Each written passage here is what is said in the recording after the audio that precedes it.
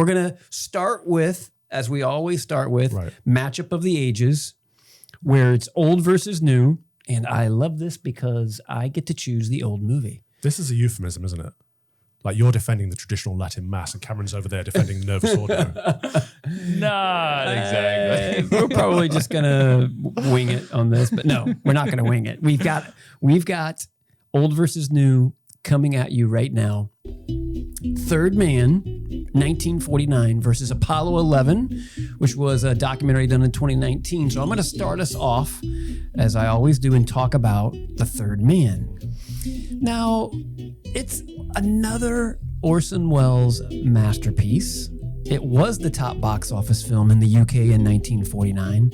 And what blew me away after watching this yet again was being reminded that Orson Welles stole the show, even though he wasn't in the first 2/3 of the movie.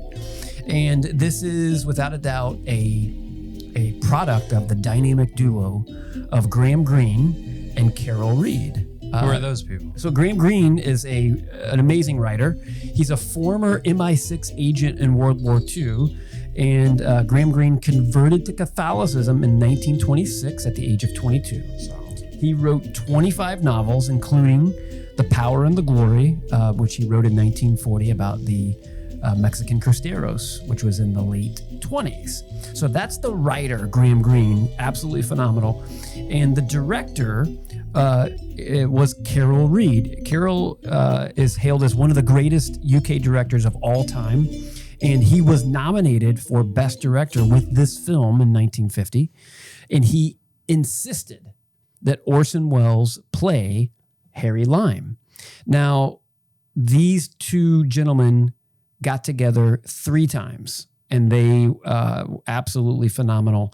The 3 films that they did together were The Fallen Idol, which was 1948. The next year, Third Man, and then Our Man in Havana, which was in 1959. So, what did The Third Man win? It did win an Oscar for Best Cinematography in 1950. I believe it. It was Robert Krasker was the cinematographer, and it's the first time everyone has heard his name. Right. No, nobody knew this guy's name, but he was absolutely brilliant, and the cinematography was amazing. And that's when Oscars meant something as well. They certainly did mean something. True. Yeah, they certainly did. And something interesting to point out too was this very unique soundtrack, which I was reminded of like, whoa, I've totally forgot about that. Most of the songs feature the zither, which I didn't think I could say properly, but everyone I just knows did what it. a zither is, A right? zither.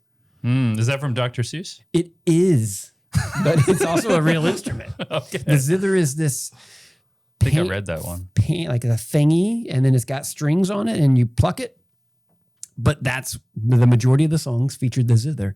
Is there a reason for that, or is it just his artistic direction? I think that was just the artistic touch of that particular. So it doesn't add a somber mood to it or something. It's got this very it invokes a lot of different emotions. I love music, so it's one of those like, oh wow, it can really, if you play it a certain way, it's like, oh, I'm super spooked out because of what's going on. And that really showed up in the last third of the movie, especially the last part of that movie. So yeah, I think it's underrated how important the music in a movie is. It can really change the whole direction. It's a whole debate when it comes to, hey, am I making this video, this film, am I making it and then bringing in the music, or am I starting with the music and am I making something around there? Right. And this, I don't know what they did here, but the writing was amazing. The directing was amazing. The cinematography was absolutely bonkers crazy. So that's The Third Man. All right. Out with the old. Oh, with the new. man. Already. So what some people, including Father Robinson, might not know is Tony chooses an old movie. And then I use science, aka ChatGPT, Science. aka Chad, to help me figure out an identically ranked newer movie. So it has to be newer than Tony's age. Well, let's make it clear. The old movie has to be older than me. Right. Yeah. So it's got to be older than 1975. Yep. And then we look at the newer movie. So if you bring up that graphic again, Boom. yeah, 8.1 IMDb and Rotten Tomatoes 99. So it's identical. That's Right. crazy. So Apollo 11, I don't have as many factoids You never as do. this cool guy over here. But you've got all those pieces of paper over there. I have so many notes. Apollo 11 is, in fact, a documentary. I don't know if you knew that, Tony. It's a documentary. I did, but go on. Okay. Well, it's a documentary, but I didn't know it was a documentary. Well, I knew it was a documentary. And then 5 minutes in, I'm like, is this a documentary? Because the footage they have is incredible. That was intense. It follows the moon landing expedition. Alleged Apollo moon 11. landing. Alleged. We have to say alleged Oh, because, wow. you know, for our lawyers said we have to say alleged so you don't get sued. Engine.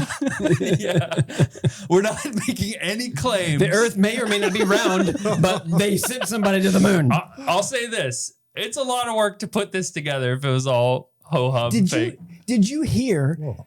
how many people it took to get man to the moon in the 60s? They said that in the documentary.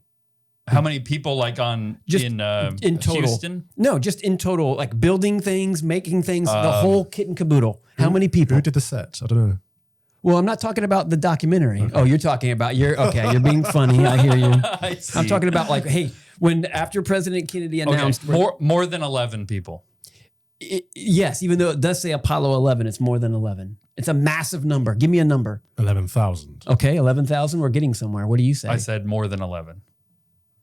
Well, the answer is 400,000 people. Oh my God. 400,000 Americans Yeah. Wow. to get. And they're all in on it too. Well, they had to win the They Cold War somehow, right? That's true. Okay, so That's right. the Go ahead. movie, it's a documentary, but the footage is so spectacular. The color, the sound. I forgot I was watching a documentary. I heard you like documentaries. I do. I made 3 of them. And that gave me a special appreciation for this because I want to give a shout out to the archival researchers because you had to go through so much footage to make this thing. And actually, the director was also the editor, which Oh, wow. I was one of the editors on all 3 of the documentaries I made. So that I understand everything that goes into it. Super impressed. Like, he shows just a mastery of the medium. Like, okay, a documentary isn't just supposed to like give you facts that you chew on intellectually. It's supposed to like, move you to believe something and immerse you in a story it's telling. And this did just that. The astronauts, because they took some of the footage, they were actually put into the American Society for Videographers. So they were like cinematographers now. They're, well, not really, but kind of honorary. So anyways, shout out to the archival researchers. Shout out to Mike Collins, who is the third man He is the that third no one man. knows about. He was the And guy who did what? What was he? He just flew around on the little thing, making sure He was the pilot. the pilot. See, I wanted to be an astronaut growing up, and you're just willy-nilly. I mean, this was first. Before I forget, Okay. Cameron, as a filmmaker, the crispness, the amazing color. They had to do color restoration because it was so gorgeous. But it was filmed in what, 65 and 70 millimeter? Is Yes. that right? Yeah. When you watch this, it's like, wait a second, is this real? Because it's old, but yet it looks absolutely. And the footage they got was like, how do you get this footage? So there was a crew following them. Yes.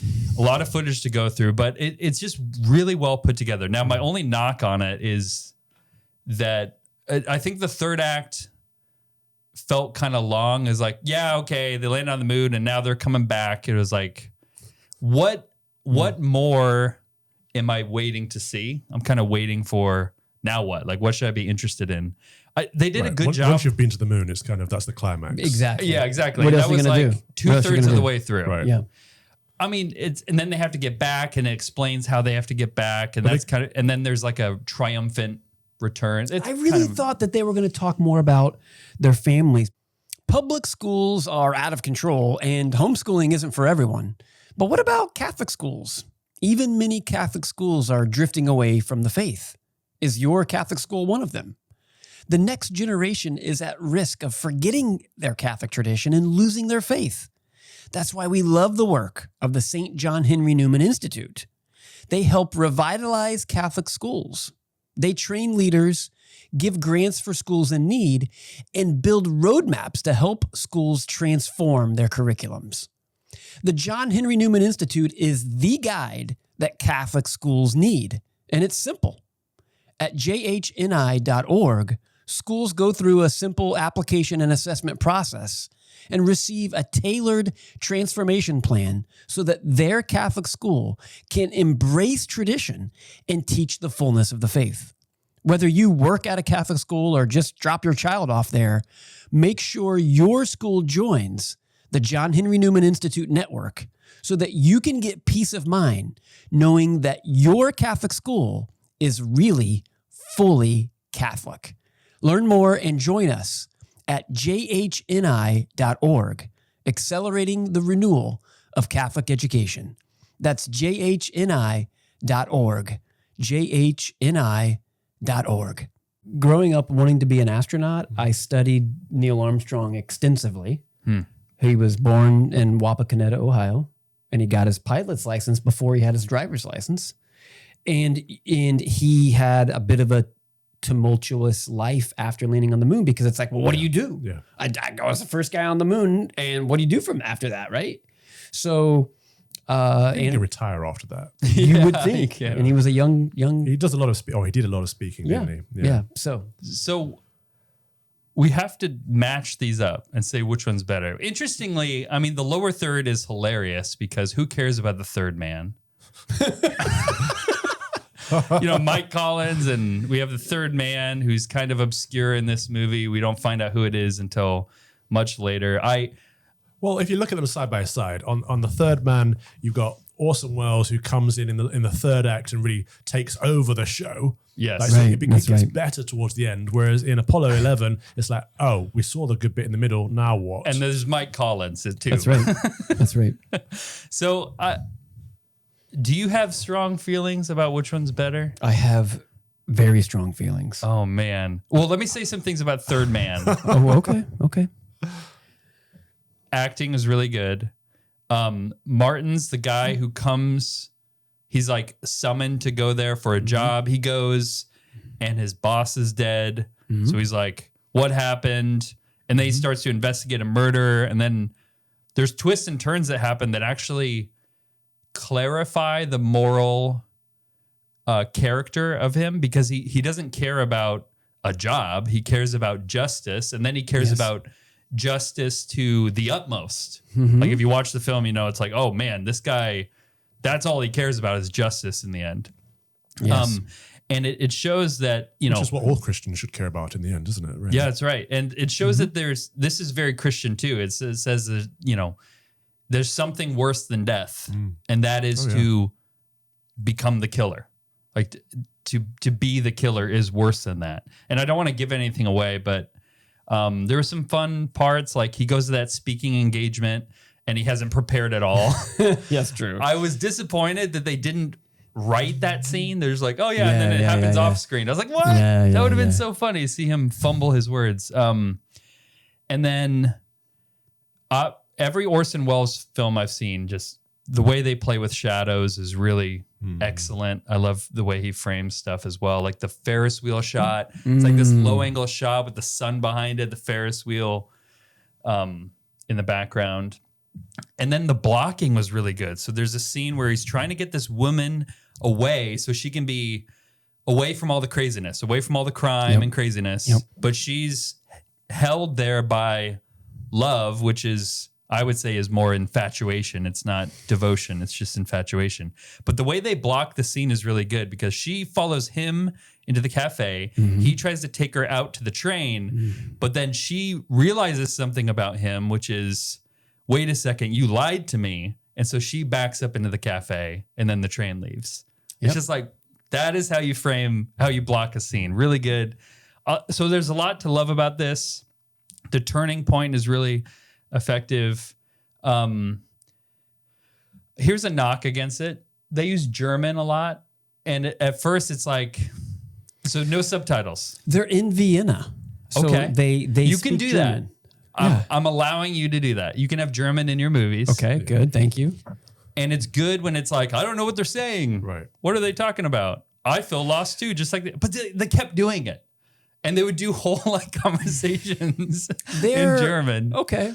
It was confusing. There were some. Okay, so the old lady, she spoke German. The old lady spoke German, who was the housekeeper, if you will, right? I will. Okay. So keep knocking. I want to hear the rest of it. Because this is. I have an opinion. I just think it's different from your opinion. Well, look. I want to hear your opinion on the third man. Because You just love old things. I guess I do. But What it sounds like, the third man has a better plot, artistically or aesthetically, it looks better. I don't think you would agree with that, Tony. It doesn't look better. Okay. Maybe. I want you to. Arguable. I want you to finish with the third man. We've got about 3.5 minutes left, and I want you to finish about the third man. I want to give praise to Apollo 11 because it's a super solid documentary with beautiful crispness. And as a guy who wanted to be an astronaut as a kid, this was absolutely breathtaking. With all of that, though, there is absolutely a clear winner. So tell me what you want to dig on the third man, because the third man is cinematography at its peak in 1950. Yeah, I can't debate against the cinematography. I agree. Like every Orson Welles film I see, it's like he's ahead of it. He's punching above his weight class. Like he knows what he's doing. I think the achievement of Apollo 11 is more impressive than Third Man. If I'm thinking about a film that's moving me towards a good, if that's what a good film is moving me towards a good, I would say Third Man is a good tale of justice. It's a great tale of justice. Even friendship. Right, because he was best friends with Harry. They were friends for 20 years, and he gave that up because why did he do that? Because he went to the hospital, right? The major took him to the hospital, and which was a very strategic move by the major. And once Holly, the gentleman who was the friend of Harry Lime, once he saw that, it was game over, right? And that's where that virtue of justice kicks in. And to me, that's game over. Apollo 11 is basically, okay, we're showing you in beautiful color and array, this is what happened. Fantastic. Yes, it's one of the most amazing things that allegedly happened. I think it did. And the earth is round, allegedly. I think it is. So there's no possible way that can trump the third man because of the cinematography and the storyline that goes with it. You're just Have you thought of a documentary that achieves what Apollo 11 achieves? Like I can think of so many films that's better than Third Man, that are about justice and that are even by Orson Welles, that are also we just watched before one. 1950. Yeah. I would say that Apollo 11 was great. It was great, but it wasn't at the level of the third man. An achievement of the arts, like. It is. Of documentaries, it is one of the best documentaries I've ever seen. I'm used to. You would love this. Tell me. Trivia. Okay, good. Factoid. Give it to me. The instrumentation used in the film was only from instruments in 1969. Electronic instruments. There you go. That's cool. That's amazing. I want to vote right now. We have to vote. You vote. Go. What is it? Third Man or Apollo 11? Go. Third Man was over long by a little bit. You're crazy. You're absolutely insane. It was an hour and 27 minutes. It didn't go over. Apollo 11 went over. Know that? We went to the moon because I remember these things. We went to the moon. You're right. Good I job. take that back. You won that little tiny argument. Apollo 11 does feel longer than Third Man. I do think Apollo 11 is a greater achievement in film. Vote now. And does more. Vote now. I lean slightly towards Apollo 11. You're wrong. The Third Man is clearly the winner in this because of this dynamic duo of Graham Greene and Carol Reed, and throwing in Orson Welles. This is a knockout punch in the second round. Early in the second round. Father, what's your opinion? Tell me. I give it to the Third Man. Third Man it is. Old wins Bunch again. of flat earthers over here. Orson rocks it out. If you liked that clip, which I'm sure you did, then check out our other clips. And don't forget to go into the comments section and hype this bad boy. Don't make me get Fat Cardinal. Hype it now.